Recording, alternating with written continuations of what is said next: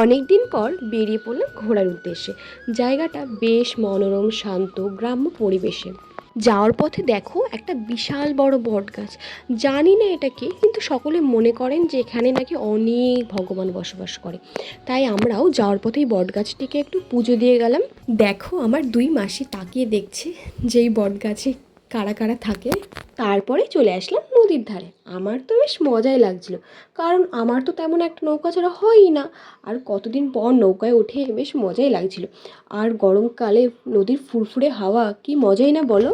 তো বন্ধুরা, চলে এলাম আমরা। তবে জানো তো, এখানে একটি বিষয় খুবই ভালো লেগেছে আমার। এখানে কাউকেই আর খালি মুখে ফিরতে হবে না, কারণ এখানে সকল জায়গায় প্রসাদ বিতরণ করা হয় বিনামূল্যে। কিন্তু দুঃখের বিষয়টি হলো সেই দৃশ্যটি আমি আর ক্যাপচার করতে পারিনি। যাই হোক বন্ধুরা, তোমরা যদি কেউ এই জায়গাটিতে এসে থাকো তো অবশ্যই কমেন্ট করে জানিও।